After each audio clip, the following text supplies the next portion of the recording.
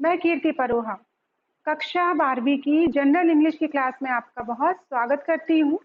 और जैसा कि प्रीवियस वीडियो में हमने पढ़ा था आपके टेक्सटुअल पार्ट का lesson number 9 I am Joe's brain, तो उसके कुछ अंश का हमने अर्थापन किया था पार्ट 1 में, और आज हम उसी के कुछ बचे हुए अंश का पार्ट 2 में अध्ययन करेंगे। So let us started with part 2 I am zone brain.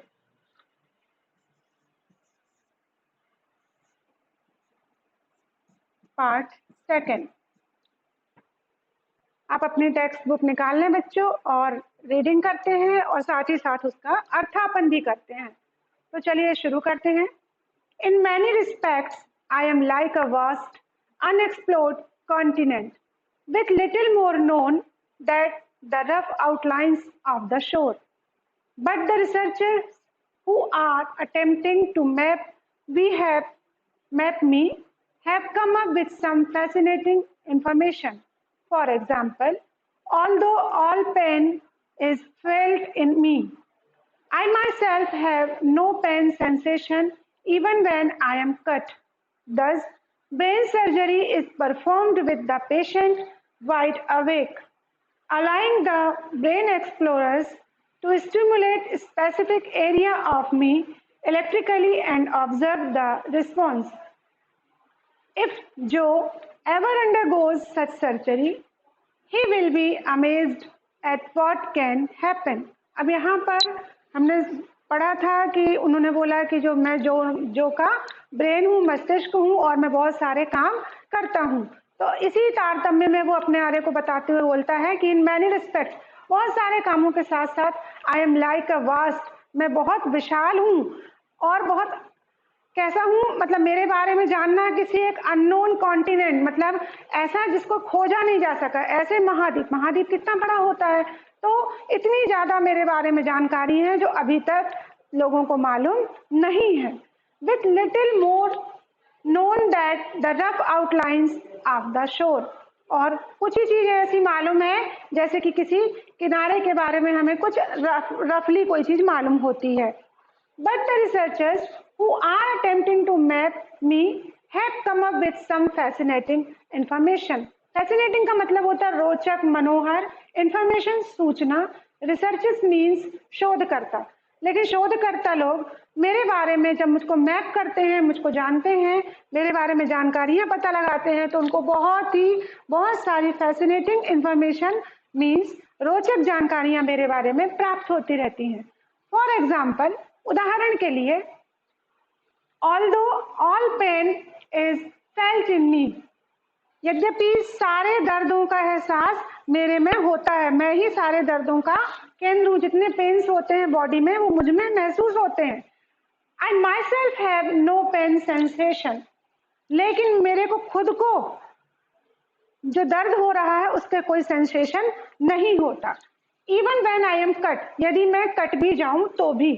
दस, इसलिए ब्रेन सर्जरी मतलब शल्य क्रिया, इसलिए brain surgery is performed with the patient wide awake, awake यानी जागा हुआ। तो जब भी किसी पेशेंट की ब्रेन सर्जरी होती है, शल्य क्रिया होती है, तो उसको जागे हुई चेतन अवस्था में की जाती है। allowing the brain explorers to stimulate specific area of me electrically and observe the response। इसलिए जो खोज करता है वो क्या करते हैं, किसी पर्टिकुलर एरिया में इलेक्ट्रिक इम्पल्स यानी कि जो करंट देते हैं, करंट देता, आपने पढ़ा होगा कोई पागल व्यक्ति को करंट दिया जाता है तो और उसके बाद उसका रिस्पॉन्स देखा जाता है, तो किसी विशेष एरिया में इलेक्ट्रिक शॉक दे करके उसका रिस्पॉन्स ऑब्जर्व किया जाता है। If Joe ever goes such surgery, he will be amazed at what can happen। अगर मान लीजिए जो है कभी इस प्रकार की सर्जरी या शल्य क्रिया के में जाता है तो वो स्वयं आश्चर्यचकित हो जाएगा कि क्या हो रहा है। आगे चलते हैं बच्चों।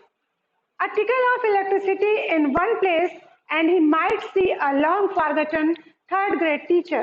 टिकल है ना गुदगुदी होना, जब किसी चीज को आप हल्के से ऐसे उंगलियों से स्पर्श करते हैं तो गुदगुदी महसूस होती है, that is known as tickle. तो बोलते हैं कि यदि इलेक्ट्रिसिटी के गुदगुदी भरे झटके यदि किसी पर्टिकुलर पार्ट में दिया जाता है तो किसी व्यक्ति को लॉन्ग फॉरगेटन मतलब बहुत लंबे समय से भूला हुआ अपना कोई थर्ड ग्रेड टीचर किस में होते हैं? प्राइमरी क्लासेस में। तो किसी प्राइमरी क्लास के टीचर की भी याद आ सकती है। Stimulated in other places, he might hear a train whistle or a recitation of nursery rhyme.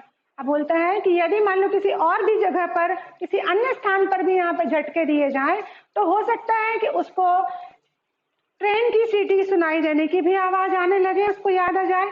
Recitation यानी दोबारा याद आ जाए उसको नर्सरी क्लास की पोयम या राइम को अच्छे से याद कर ले, जो कि वो बहुत पहले समय भूल चुका था, उसको दोबारा से वो याद आ सकती है।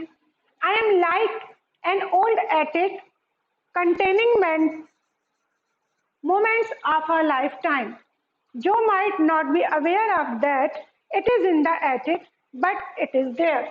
एटिक का मतलब अटारी। आपने देखा होगा गांव के जो घर रहते हैं उसमें छत के पहले एक ऊंचा स्थान रहता है, शेल्फ टाइप का रहता है, जिसमें कोई भी सामान जो अपन को रेगुलर यूज में नहीं आ रहा है अपन क्या करते हैं वहां पर रख देते हैं। तो वो भी बोलता है, मस्तिष्क जो ब्रेन होता है वो बोलता है कि मैं एक किसी पुरानी अटारी की तरह हूँ। Containing mementoes of a lifetime, और वहां पर मुझे पूरे जिंदगी भर के जो यादगार लम्हे रहते हैं वो वहां पर रखे हुए हैं।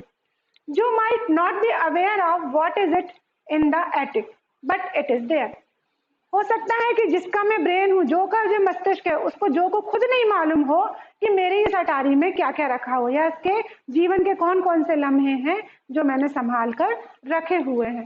नेक्स्ट देखें बच्चों, ये बता रहा है कि उसमें कुछ आनंद केंद्र भी होते हैं, आनंद केंद्र बिंदु होते हैं जिसको इलेक्ट्रिक शॉक या उसके द्वारा महसूस किया जा सकता है। और उन्होंने एक प्रयोग चूहे का लेकर रेड के ऊपर भी ये प्रयोग बताया, और ये भी बताया कि डिप्रेशन से निपटने के लिए भी इलेक्ट्रिक जोल्ट्स दिए जाते हैं।